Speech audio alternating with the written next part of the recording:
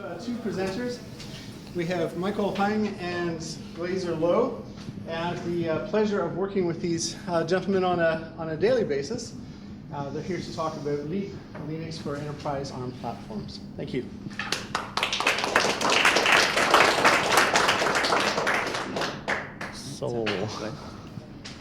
So actually, before we are talking about Leap, we want to talk a little bit where do we come from.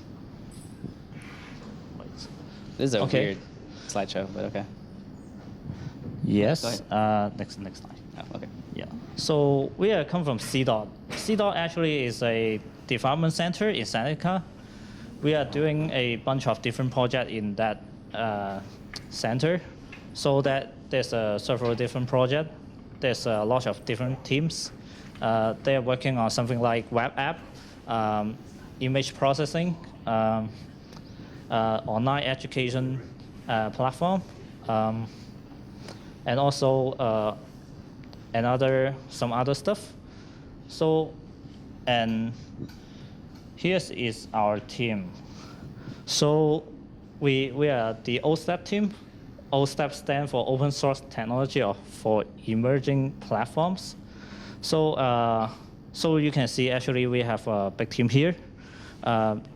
Chris Macchietta is working on the infrastructure for the public server.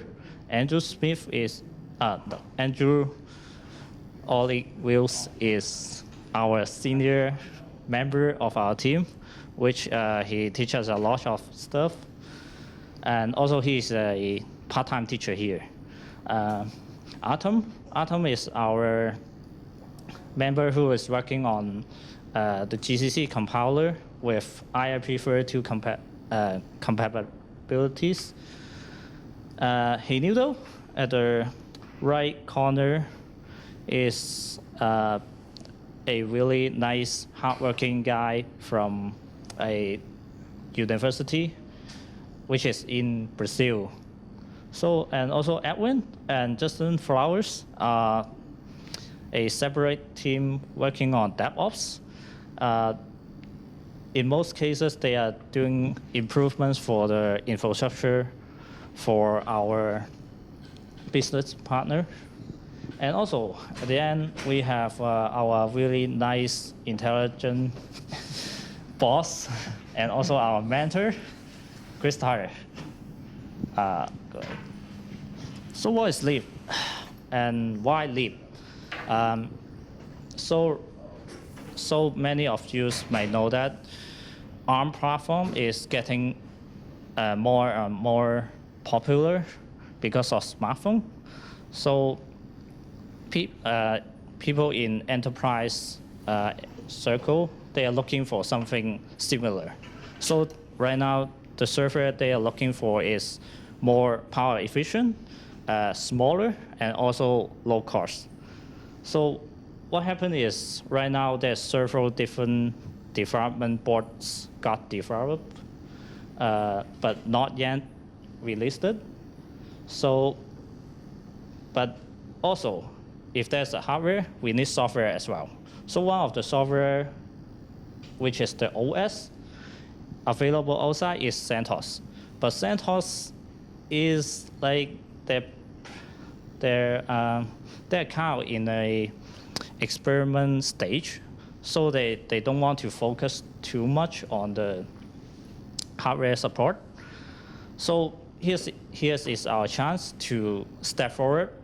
We use whatever available in CentOS, and then build a operating system based on that. We also, so what we are doing is we have the basic system plus supporting at much ARM 64-bit hardware as we can. And also we can put some other tools like benchmarking or other Docker, and also some other useful tools as well. So what Leap can do?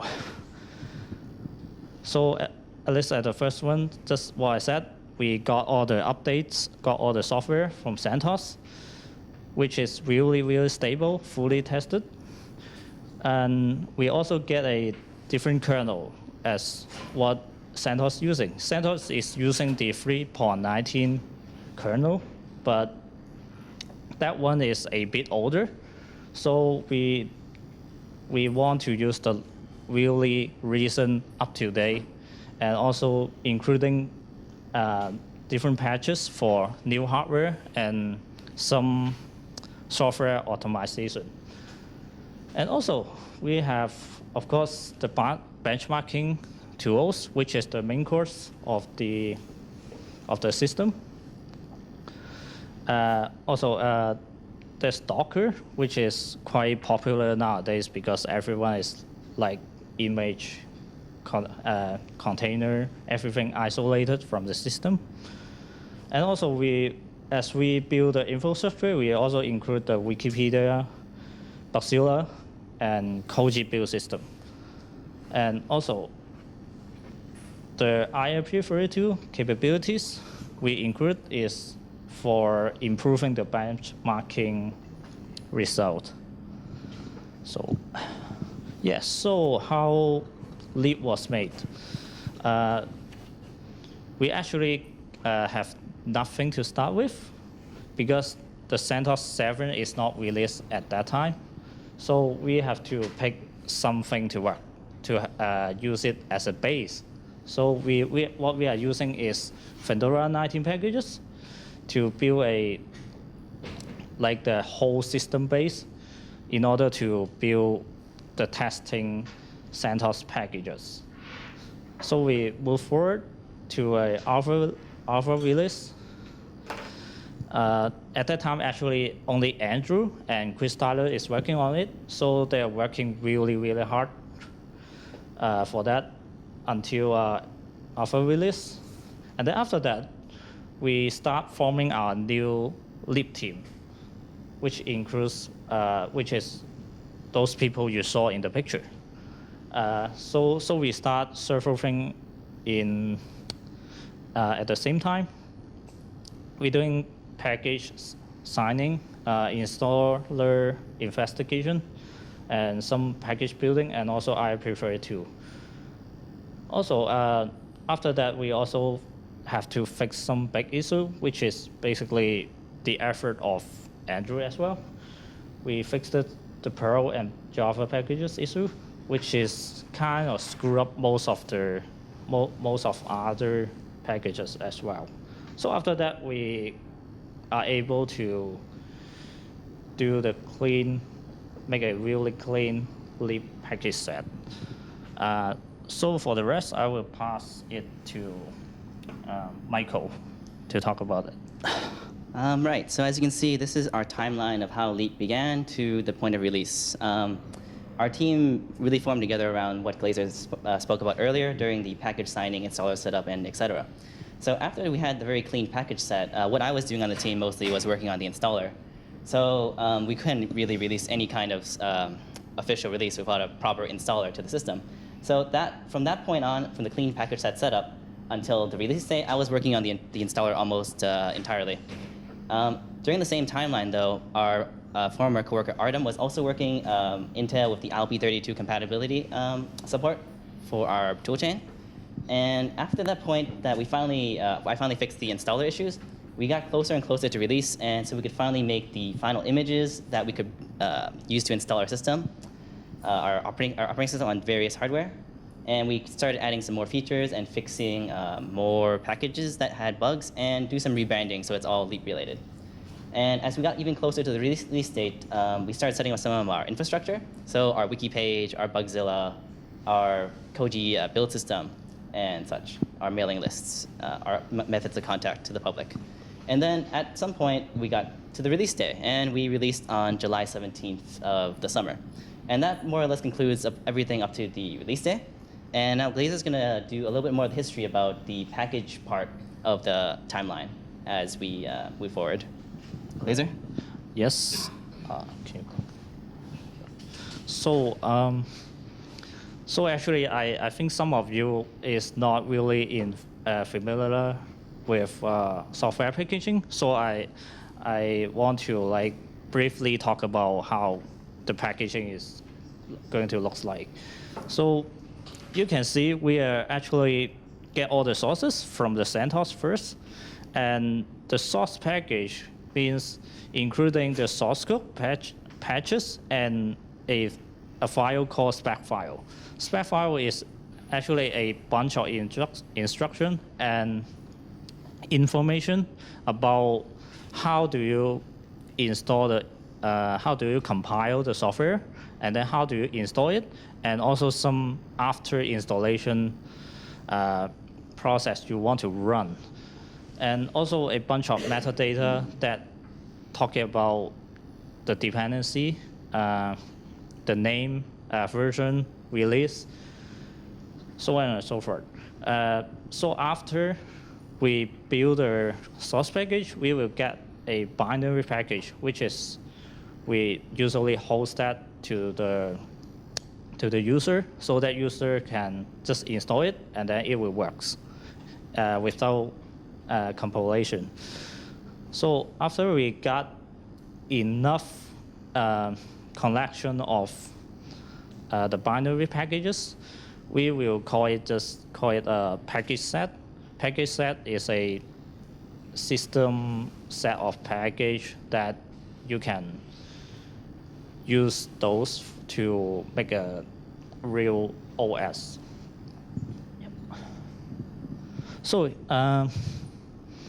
So actually package building is, you cannot do it one by one on your own machine. That will be so slow. So what we are doing, the tools called Koji.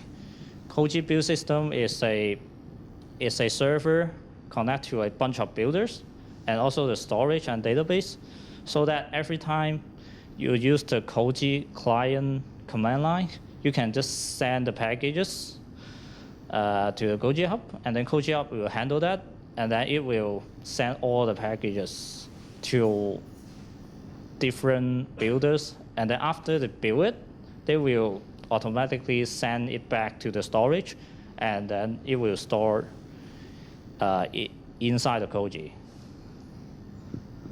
And of course, all the server is running lib. Yep. So after we build a package set, there's one more step we have to do. So, which is the package signing.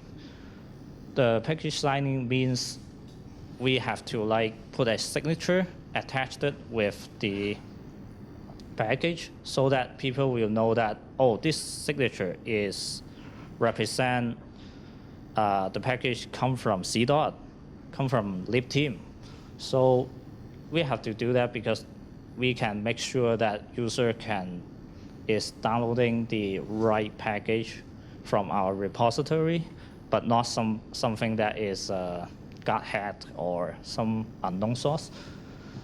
So we have a tool called Sickle. Sickle is also a server structure that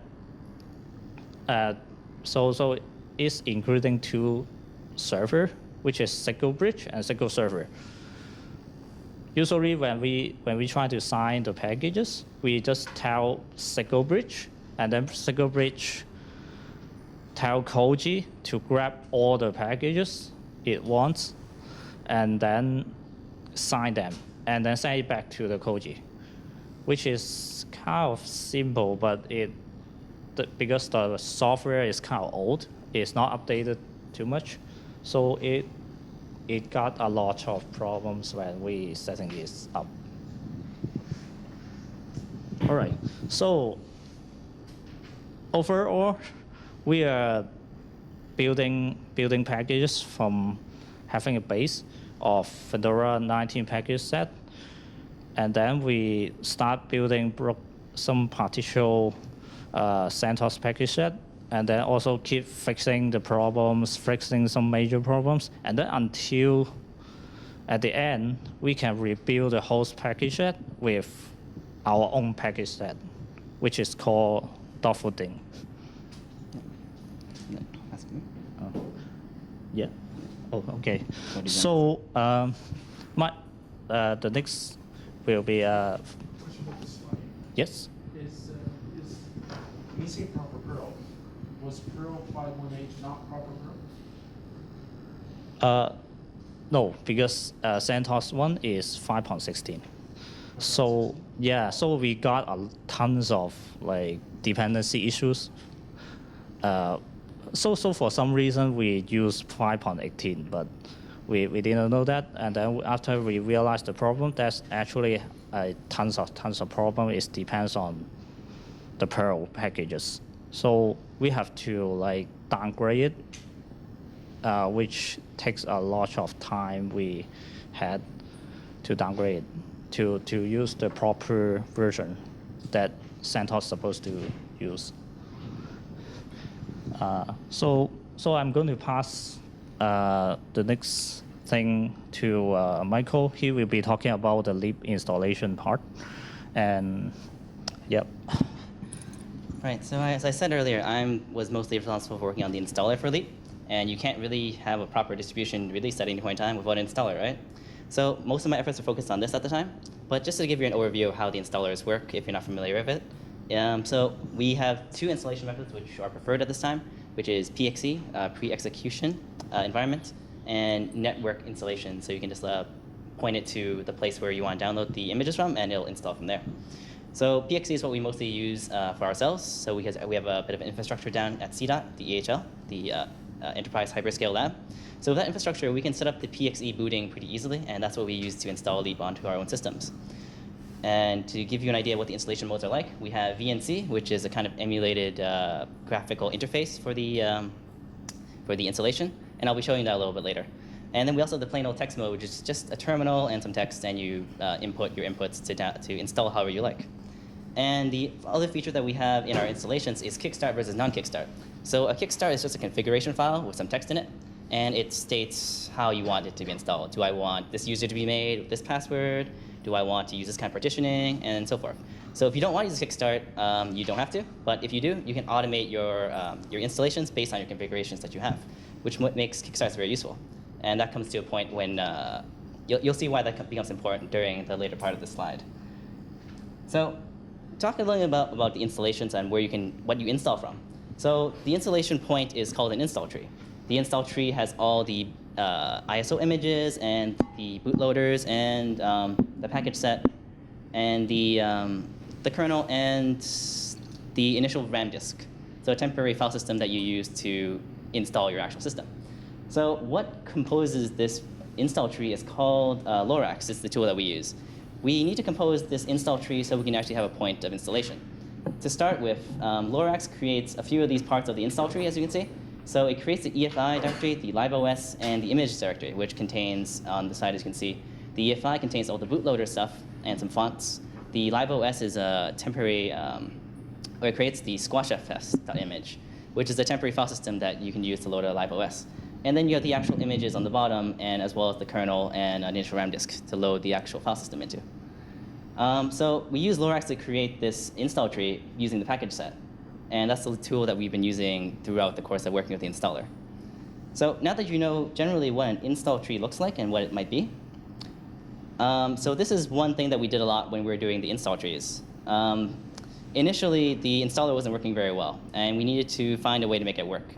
So the package set that we have is what the install tree is based on, is also what the installer eventually is based on as well. So this thing called override is essentially just literally overriding packages that are already in the package set. So packages with a newer name, version, and release will override older ones. So 1.01 will be overridden by a newer version, 1 or 2, like version 2, for example. So by using this property and using the power of Lorax, which is the capability to use multiple repositories as the basis for your images, you can essentially do a one-by-one overriding of certain package sets to test the effect of it on the overall packages that you have for making your composed images. So by using Lorax with your base package set, which was the completed one that Glaser was talking about before, the clean package set, we could then add more packages to override existing packages or additional packages that did not exist before and see what effect they would have on the installer or the package set. So the certain packages that we were using to test the installer were mostly Anaconda and the dependencies of Anaconda. We were trying to leverage Anaconda to be our installer for Leap, but we ran into some issues in that it didn't seem to work correctly with the current package that we have So we had to create an override repository to individually test what packages that we need to fill in the missing dependencies, or just to make it fit together individually. Maybe a certain version of Anaconda wouldn't work for us, or maybe a certain version of something that depends on Anaconda wouldn't work for us, and such and so forth. And so moving on with that, we have a little bit of a story, which I would like to call the Anaconda Galaxy. There's a bunch of planets, and they have a bunch of version names, and it kind of details my space adventure through working with the installer. There's some stars and some moons and such. So the starting point of Anaconda, the installer that we worked with, the version was 19.31.123. That's the one we got from CentOS. So we would try to use this one to install Leap, but it wouldn't quite work for us at the time. It would try to install graphically or even through text mode, and at some point it would just fail. It would just error out.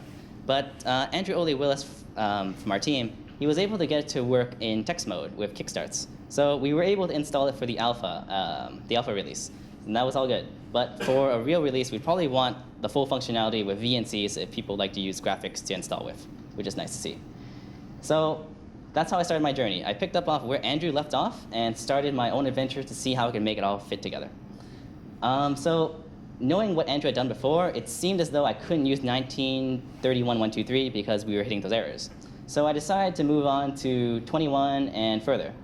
It seemed as though my first stopping point, 21.15, the kickstarts were not supported. So the work Andrew had done before was not existent here. So I could not use this version because kickstarts would be nice to use.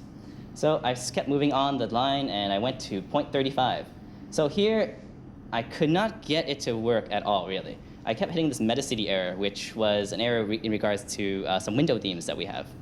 So I wasn't quite sure what was happening here at this point. So I was kind of stuck on this for quite some time. But in between 35 and 0.4 of 22, we got most of our package set to be built at that point, and the Metacity error actually kind of fixed itself because our Metacity was not built yet in our package set. That's why we kept getting Metacity errors. That solved that little mystery. So 22.4, our package set seemed more complete. It seemed like things were working. Sort of, kind of. But the problem with going here was that I did not realize that earlier on in 19.31, we had a little bootloader patch that would install the bootloader stuff to the right directory. Without that patch, it would seem as though our bootloader part of the installer would not work. It would try to install your bootloader stuff, and it would be like, it's not there. It's just not there. So it would error out that way. But after discovering that we actually had a patch for this, I applied the patch, and things started working. It was pretty good. But we only got the kickstarts working, which means we only had the text mode part of the installer working at that time, which kind of just led us back to 19.31. That doesn't really take us anywhere, right?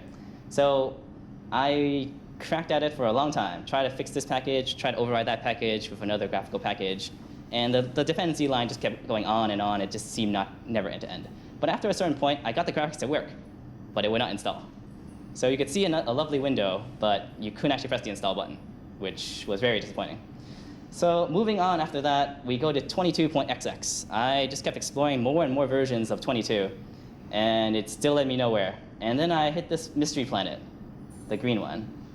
So I was at my ends. We're running slightly low on time. I guess we're getting close to the supposed release date, and I was getting pretty antsy. So I thought, let's see what the other distributions are doing. At this point in time, it was about midsummer, and CentOS 7 had made their official release, and their installer seemed to work. And their installer was, unsurprisingly, using 19.31.123, but they had both kickstarts and graphical stuff working at the same time. So I was like, I think we need to take this back to the root of the problem. So from the green planet, I went back to 19.31.123, and I tried to do a graphical installation with our fully complete package set. And it didn't work. Well, I wonder why. But the kickstart's working. The text mode was working. So in all regards, it should be totally working, I would think. But it wasn't, actually. It turned out that the kickstarts weren't working either, as I later expected a bit closer. So what the problem actually turned out to be was that earlier on, we didn't have the full package set. So we had different errors of dependencies. Later on, it seemed that I found a patch for the bootloader. So the reason why it wasn't working in 19.21 initially is because we didn't have the full package set, but it had the bootloader patch. So looking back on it, we just need to reapply the bootloader patch to what I was working on currently, and it would totally work. It would just totally work. So 19.31.13 was the right place to be. But we went in this whole galactic trip around the universe to go back to where we started. Kind of a full circle kind of thing, huh? But in any case, so finding out that the bootloader patch from my adventures in 22.4 was totally relevant to coming back to 19.31 was totally worth it, as it was a very educational trip to know exactly how these pieces fit together in terms of what packages depend on what. Maybe some work you did later on will come back to haunt you, and it will be the real solution. And from all this effort, we now have a fully working text mode and graphical mode installer, which is really important. I think that's the main result of all these efforts that we put in. And to give you a brief showing of what it actually looks like. This lovely little thing is our Leap installer window. You can install Leap just like how it looks like on Fedora or any other installation that relies on the Anaconda installer. So we can install in English. It's a little bit slow as it's using X forwarding, but you can kind of see the results as it loads. Trust me, it works. It works. It actually really works. It actually really. Oh, there we go. There we go. There we go. So I won't run through the actual installation with you because on this particular machine it takes a very long time, but trust me, it does work. It does work. But this is the visual representation of the efforts that we put in during that time in the summer, and to get an installer working for our distribution. Now passing it back to slides. That latency we just saw, was that the actual machine, or was that the export? That was the exporting, yeah. Yep. Yep. And so the installer was done. And we were really glad for that, because what happened next was the release day, releasing. So it says July 17th, which is kind of accurate. It's also kind of not accurate. We originally planned to release during Canada Day, but due to certain marketing issues and such, it seemed like it wasn't such a good time to release. So we pushed it back a little bit to around July 15th was our expected day of release. But as a first timer, I didn't know what a release day would be like, so I will tell you a bit of the experiences that we had during that time. Hopefully you'll find it a little interesting. So July 15th, we looked like we were ready to go. The installer was working. I did multiple composings of images to install with. We tested on multiple machines. It seemed like everything was good to go. The package set was not quite done. We had a few single handful of packages still to finish with rebranding and such, so we don't have any traces of CentOS or otherwise branding that get us in trouble. And so we were working on those in the last day. And what happened was the literal 11th hour of that day, 11 p.m. or so, we hit an error with the installer. And it was nightmarish. We did not know what was going on. We didn't know what was causing it initially, but we were in a bit of a flurry. It turns out the very last package that we were trying to fix that night was the one causing the issue in the installer. It would just break the graphical installation entirely.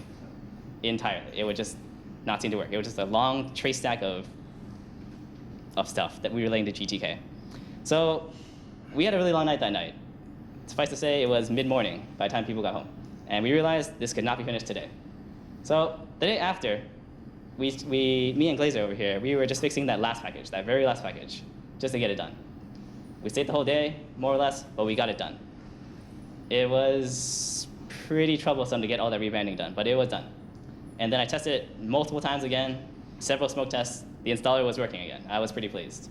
So the day after that, the Friday, July 17th, we were all ready to go. All of us in the office we're done, we're ready. We'll do some documentation, fix some stuff, some grammar things, and we'll release. So on the count of 5, Chris Tyler was like, we'll all press enter on this keyboard, and once we do that, Leap is released and it's real. And so we survived the release day, not exactly according to plan, but it got out there, more or less on time. And that's kind of the quick and dirty of the release day experiences that we had. If you'd like to talk to us later about it, we can share the entire experience with you at some point. But we'll leave that for another time, as I'm going to pass it back to Glaser, and he'll do a little bit of demonstration of what Leap can do. So, before I demonstrate Leap, You want to do something else? oops. Okay. So I want to show that actually this picture, this thing called LeapTop, it is a side project that Chris Tyler is doing. So he's actually using a ARM64 board called HiKey, which is about the size of a card. He attached the HiKey board and also the battery and also power supply at the back of a portable monitor. So he also run lib on the high key, which is not supposed to be a graphical OS, but it works. I know it works. But we did have a little bit of crashing, but overall it's really good. We are surprising. So Demonstrate it. after this, I would like to demonstrate some tools we have on lib. Just command line, but hope you get the idea how lib looks like. You want to use your left hand, right? Can you hold it? Yeah.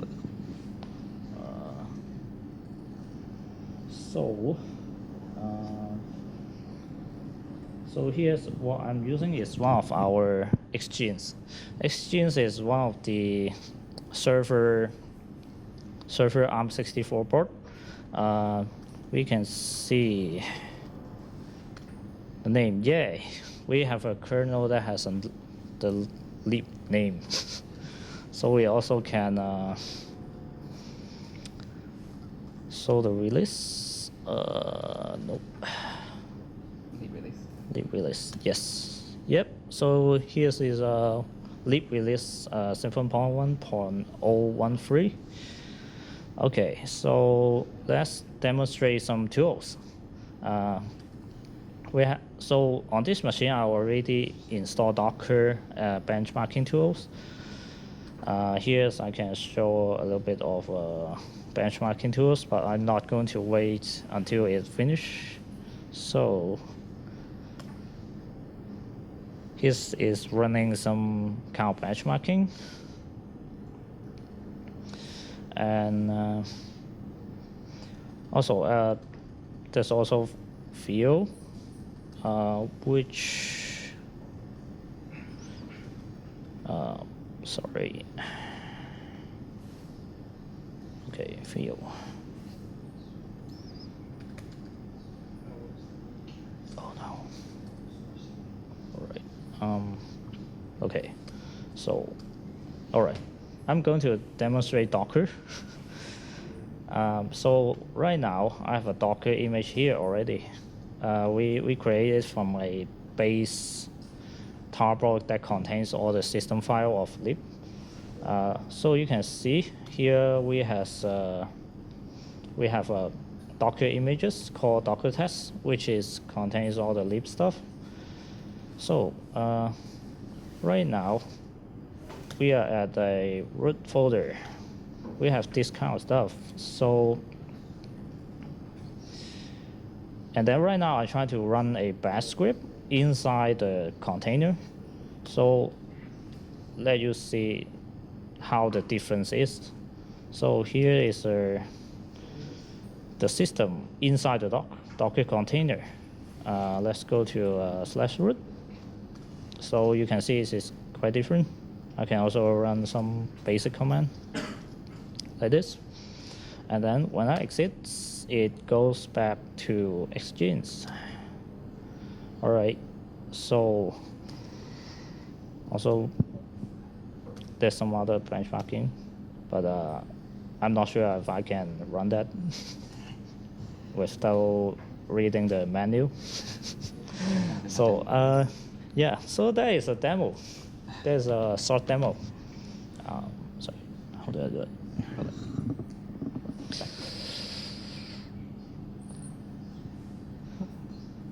So yeah, Okay, that's kind of weird. Okay, slash. kind of awkward. Oh, next. Okay, that's kind of weird. Post release. So post release, what we are doing after the release, so all about is updating the board, updating the wiki, and also releasing the Koji build system so that the public can use the Koji build system to build ARM64 packages using our infrastructure. Let me show you a little bit as well. What are you doing? Oh, no, just do this. Oh, okay. Oh, so you can see here is our homepage. We have some pages here talking about the details of leap, some frequent asked answers, and some index of all pages. Get a leap wiki account, and what else? Blog. Get blog.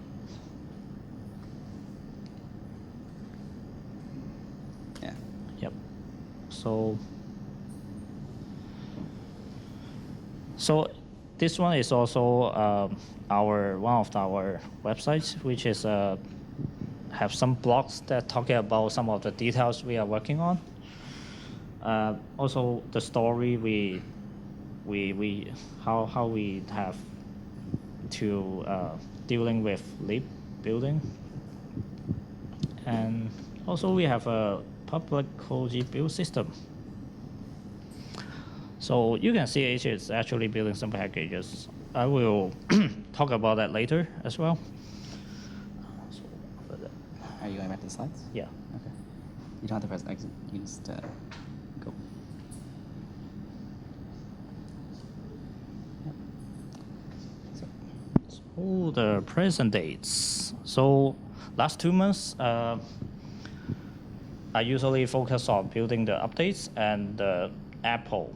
So Apple stands for extra packages for enterprise Linux, which contains a bunch of like 4,500 packages especially for CentOS and Leap. So we are building a version of Leap because there's no Apple for ARM64 yet. So we are building a whole repository for that, which might be useful for other distros as well. And also about the updates, we are going to push the updates within 1 week after CentOS released the updates. So Michael will talk about the IRP32 process. Right, so as Glaser was alluding to, this is what we've been up to in the last couple of months or so. So pretty much this semester's worth of work that we've been doing. So after finishing the installer portion of the release, I was put on some various tasks after that, post-release. But one of the things that our previous coworker, Artem, was working on majorly throughout his entire term last semester was ILP32. So just to describe what it is first. So ILP32 is a C language data model where integers, longs, and pointers are all 32-bit. So the data model for ARC64 normally is LP64. So that's just 64-bit. So what does having ILP32 on ARC64 mean? So it means that you can use the 64-bit instruction set in ARC64, and it'll be able to produce 32-bit code. So you can do 32-bit on your 64-bit only machine.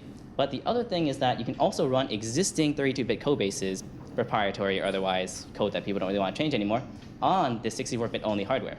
So having this kind of functionality is actually pretty useful for making things more portable and usable on ARC64 in general. Currently, at this point in time, there really isn't a public toolchain for this, so it's mostly kept privately in wherever it might be. But the source code for the patches to make it available are out there. But there is really no platform that you can just say you can just download and use it and see if it works and test it for yourself. So this is the part that Artem was working on, and after his departure from our team, I started picking up on it at the end of last semester, up until this point in time. So what are the tools, or what are the pieces that are involved in achieving this particular capability? There are 4 things in particular.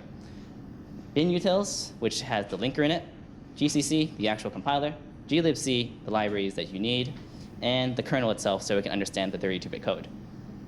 So for myself in particular, I was working on binutils with Artem in the end of last semester, and we were able to get that done. But after his departure, he was working on, or before his departure rather, he was working on the GCC and glibc portions to get those patched so that they would have this capability. Unfortunately, he wasn't able to finish all of it at that time, so I picked up on it after his departure this semester.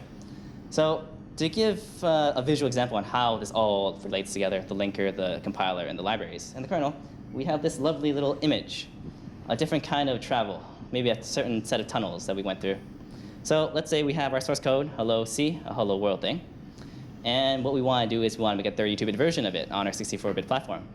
what we would need is we would need to compile it with an ILP32 patched compiler, GCC, and also feed it the flags that would need to say, build this in 32-bit, or ILP32 rather.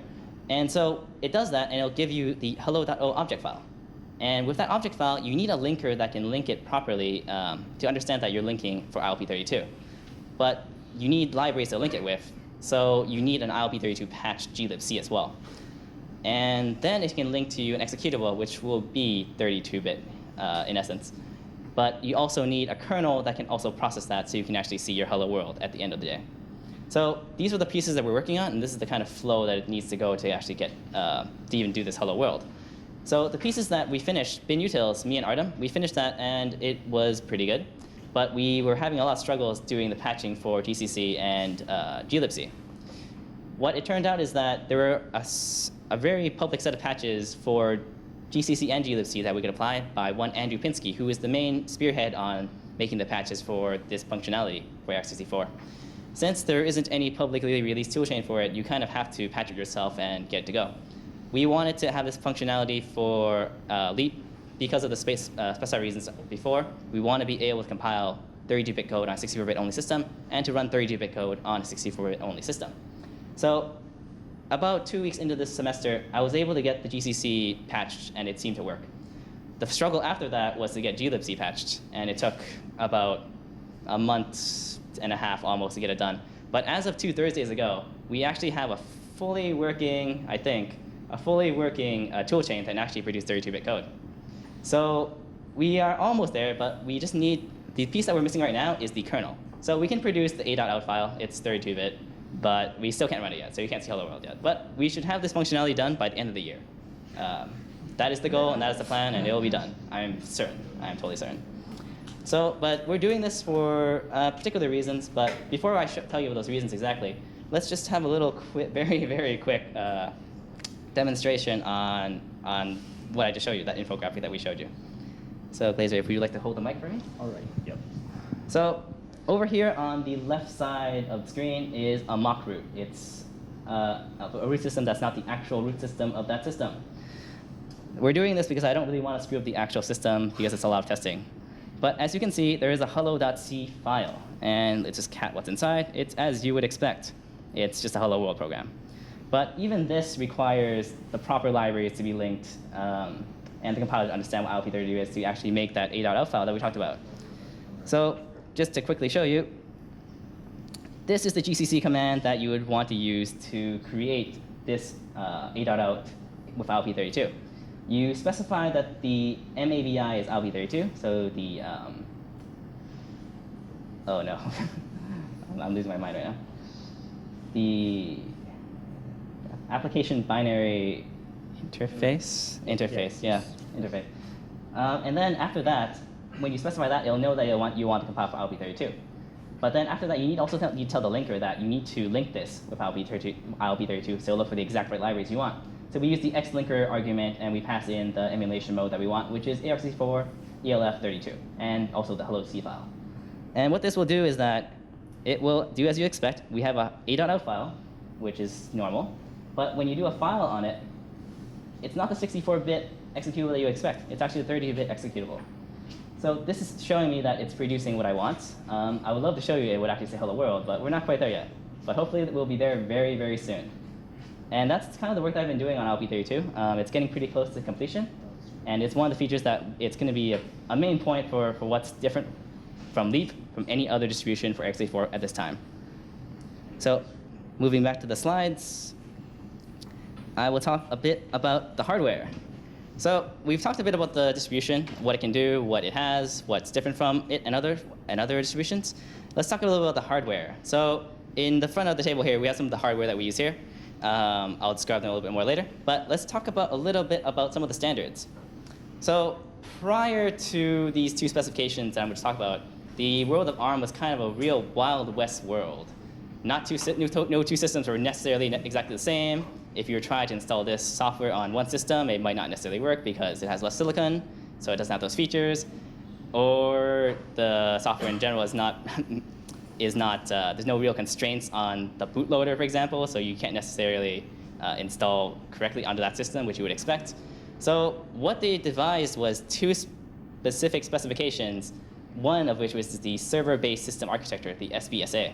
So it was developed by ARM and the various partners that it's working with, and it wanted to do a specification to make certain constraints about what it means to be an ARX64 ARMv8 server, so the hardware specification. So it wanted to make something that's controllable to a degree so that if you have one image of, let's say, CentOS or Fedora or even Leap, that it would install properly onto that hardware without any issue on the very base level. Anything else, you can leave it to the vendors to customize for additional feature sets and such. But at the very base level, we want this to be real. And so, as I said before the specification, it could have been anything. Your ARM processor could be missing this or that because of their cost-sensitive situations for their use cases, or otherwise. But in a server case where you're running very complex operations likely, you want something that's stable and that's confirmed to work with what you would expect all the time, not just sometimes. So this specific specification, it's not necessary to comply to this, but ARM itself expects that following it will be required to maximize your compatibility and reliability of your software. So they wanted to make the hardware at least have a very base level that everything should work this way on it. And so the other side of this is the system-based boot requirements, the SBBR, which is kind of the software side of this kind of specification, these compliances, that certain things need to work this way. Otherwise, we can't really have a real platform to do really anything with, because it could vary so much. So what they wanted to do with that, they wanted to specify certain standards for some of the firmware, such as for booting. Although it says system-based boot requirement, it doesn't just necessarily relate to the boot process and what it supports. Also, things such as discovering information about the system need to be very certain and defined. So there are three pieces to it. There's the UEFI, which is the Unified Sensible Firmware Interface, the replacement for BIOS, essentially. The ACPI, which is the Advanced Configuration and Power Interface. It will be able to discover hardware for you and do power management and monitoring and such and so forth. And the SymBIOS, which will also pick up information that is not normally picked up by ACPI, as I understand it. But in any case, the specifications are out there for you to read if you would like to read more about them. But the main point of these specifications are such that they wanted to create a real platform that you can really use and depend on. One image for this system should work on another system just like that. So it's comparing this to x86-64, where that is the case. They really needed to do something to make it such that it's an even ground for all developers and for one thing to work on everything, essentially. That's what a platform really means, I would say. So now that we've gone through a little bit of specifications of these compliances, we can talk a little bit about what we actually support for Leap. So Glaser mentioned the APM X genes before. It's a development kit made by APM. We have a few of them in the lab downstairs. I didn't bring one to show you, but you can definitely look it up online. And the next one in our supported hardware is the AMD Optron, or the Seattle. So the Seattle is this machine over here, the one in this case. If you'd like to take a look afterwards more closely, feel free to do so. And so those are not commercially available kits. They're under NDAs, and you have to apply for them with the companies specified. But there are some things that are commercially available, actually. So the high key that Glaser mentioned before that was running Chris Tyler's Leaptop, his little laptop, is actually this guy. So it's a very small card, or a small card-like board. It's about the size of a credit card, but it's a fully working system, actually. We've installed Leap on this, and it does work pretty well. So there are a few variants of the high key. There's the original one, which is this one, and there's a few that are being made by a company called The Maker. And there are more boards to come in that size in enterprise and commercial contexts. But we do support them very likely. And the Soft Iron Overdrive is a commercially available version of the Seattle over here. So you can probably purchase it very soon. I believe they're on pre-order, if not on sale already. And this is just a small list of the hardware that we're supporting at this time, but we're looking to support more and more as time goes on, and if any partners would like to partner with us. So that's just a brief take on what the hardware that we support is. And I will leave it up to Glaser to do a bit of a conclusion for our presentation here. Actually, I'm doing it, right? Yeah. Actually, never mind. Actually, I'm doing the conclusion. Sorry about that. That was a last-minute switch up. So our presentation today was mainly to show you a bit of the process of what we did to achieve what we have, but mostly to show you the achievements of what we have. So we were able to create an installer to distribute our distribution. We are supporting these real boards that you can see before us. We're adding real features that we hope to be very important in the future and that are hopefully really desired by people, users like yourself. And we wanted to showcase a little bit about what it's all about working in this kind of team at CDOT, the open source nature of it. Everything that we've done here today, we can actually access our wiki, our build system. You can actually build your own software on our build system. You can see the RPMs, the actual spec files. And we're also contactable anytime, about our project. We wanted to show you the process, the experiences that we've gained, and the kind of enrichment that there can be in working at open source on probably a little strange project, developing your own little Linux OS for a particular hardware system, and what comes with it. So we hope you've enjoyed the presentation so far, and now we will do a little bit of promotion. So if you'd like to contact us, you can find us on our wiki at leapproject.ca. We have an RSC channel on Freenode, Seneca Leap. We have a blog that you saw before. We try to make as many posts as we can. We have a Bugzilla in case you actually do find any bugs with our stuff. We're glad to know about it and fix it. And we have our Koji build system, which should be released to the public very soon. So you can also use our system to build software for our distribution. We have a mailing list. And lastly, you can actually contact me and Glaser individually if you'd like to. I am Michael Hong at hong.hong@senecacollege.ca. And this is Glaser at glaser.k.lo@gmail.com. And that more or less concludes the majority of the presentation. Just one more thing. So talking about Koji, if you want to build some ARM64 package, but you are not familiar with Koji, you can check out Fedora Wiki and also our CDOT Wiki. So that will give you enough information for you to run Koji client command line. Yep. And I think we can open up to some question and answers if you'd have any for us. On the previous slide on the Koji build system, it showed the builder sending the built packages directly to the data storage. Let's go back to the Do slide. they actually do that, or do they go back to the hub? I would say it is actually going back to hub. But it depends on the settings. Actually, the builder has an option that you can mount the NAS on the Koji builder, so that the Koji builder can get the package directly from the NAS, and then after finish it, sending some information back to the Koji app, and then also directly store the file to the NAS storage. Yes, in the back. See on the time frame you have that started in January 2015. Yes. Fedora 19 is not a choice. Is there any reason why we didn't go with the current version of Fedora for your base? Oh yeah, because we're going to make it CentOS 7 compatible, right? So CentOS 7 is actually based on Fedora 19. So we're trying to make the base as compatible as we can. So we pick Fedora 19 package set instead of any newer package set. Are there any more questions? Michael Glaser, thank you very, very much. Yeah, thank you.